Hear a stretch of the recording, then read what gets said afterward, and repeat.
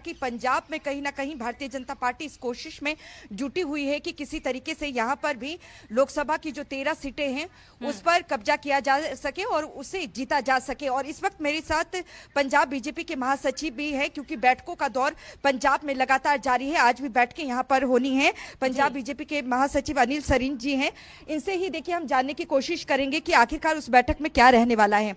Sir, 2 दिनों की बैठक 21 और 22 को दिल्ली में होने वाली है। बैठक में क्या कुछ चर्चा होने वाली है, किस तरीके की रणनीति आप लोग तैयार करने वाले हैं? देखिए, ये जो हमारी समय समय पर राष्ट्रीय अध्यक्ष जी की, प्रदेश अध्यक्षों और सचिवों से ऐसे चर्चा बैठक चलती रहती है। ये रूटीन बैठक है, इसमें कोई दो राय नहीं कि अब 2024 का चुनाव दूर नहीं है, तो स्वाभाविक है कि हर एजेंडे के साथ ये विषय रहेगा। तो भारतीय जनता पार्टी 2024 के चुनाव के लिए अपनी तैयारियों में लगी हुई है।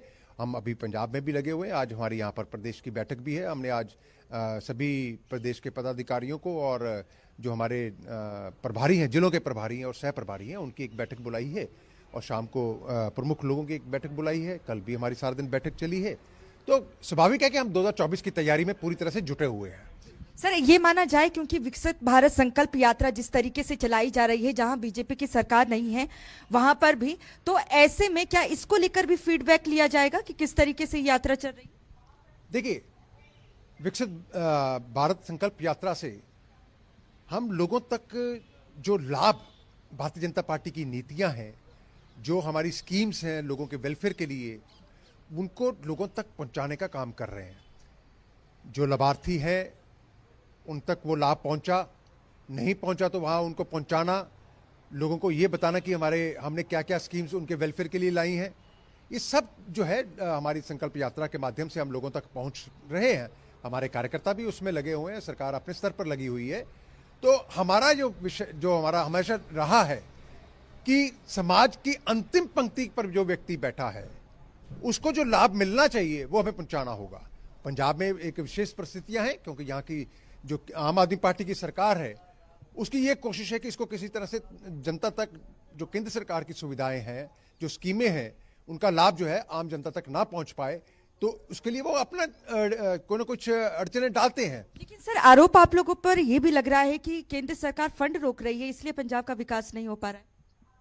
देखिए, आम आदमी पार्टी की एक फितरत है करना कुछ नहीं और केवल दोषारोपण करना। ये केवल अपने मुद्दों से लोगों का ध्यान भटकाने के लिए, क्योंकि लोग इनसे बहुत खफा हैं। जो इन्होंने वादे किए थे वो नहीं किए, जो कहते हैं वो करते नहीं है। तो इस विषय से हटाने के लिए हर बार केंद्र के झूठे आरोप लगाते हैं। अभी आपने कल माननीय वित्त मंत्री निर्मला सीतारमण जी को सुना होगा कि 1104 करोड़ रुपया हमने नाबार्ड के माध्यम से पिछले मार्च से लेकर अभी तक उनको भेजा। ये कहते हैं हमारे को सहायता नहीं हुई। समग्र शिक्षा के अभियान के तहत इनको 900 करोड़ रुपए पिछले साल और इस साल 1200 करोड़ रुपया भेजा। ये एक्सेप्ट करने को तैयार नहीं है सच्चाई को। इस तरह से विशेष जो है, अभी जो नेशनल हेल्थ मिशन का पैसा था 1200 करोड़ इस साल भेजना था, 438 करोड़ भेजा। इन्होंने उसका दुरुपयोग किया और उसको सही मायने से इस्तेमाल नहीं कर रहे, केवल अपने पॉपुलिस्ट मेयर्स के लिए उस पैसे का दुरुपयोग कर रहे हैं। जिस काम के लिए वो पैसा भेजा जाता है उसके लिए इस्तेमाल ना करना और अपने राजनीतिक मंतव्यों को साधना, इनका केवल ये है। इनको पंजाब की जनता से कोई प्यार नहीं है, पंजाब की जनता तक मूलभूत सुविधाएं पहुंचे उसका कोई ध्यान नहीं है। केंद्र से जो सहायता राशि आती है या जो फंड्स आते हैं, जिस पर्पस के लिए आते हैं, उनका इस्तेमाल उस पर्पस के लिए ना करके उसका दुरुपयोग करना अपने निजी स्वार्थों के लिए, अपने पार्टी को प्रोपोगेट करने के लिए, एडवर्टाइजमेंट पर लगाना, ये सब विषयों को जो है बड़ी गंभीरता से पंजाब की जनता ले रही है और इनको ये आने वाले समय में पंजाब की जनता सबक सिखाएगी। आखिर में सर ये भी बता दीजिए, पंजाब में तो आप लोग मजबूत स्थिति में है नहीं।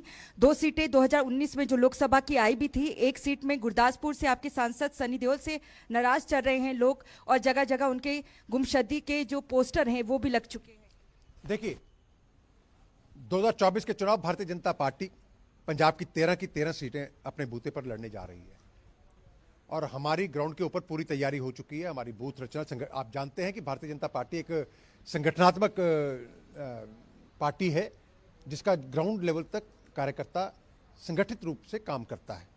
तो हमारे बूथ तक की रचनाएं सभी 13 की 13 पार्लियामेंट्स की सीटों पर हो चुकी है और हम जो है उसके ऊपर उन सीटों पर कैसे विजयी होना है उसकी रणनीति पर काम कर रहे हैं। और मैं आपको इतना विश्वास दिला सकता हूं कि 2024 के चुनाव में पंजाब एक सरप्राइजिंग रिजल्ट देगा और प्रधानमंत्री नरेंद्र मोदी की झोली में बहुत सारी सीटें डालने वाला है। जी देखिए, यहाँ पर दावे बहुत किए जा रहे हैं, 13 सीटें हैं लोकसभा की पंजाब में,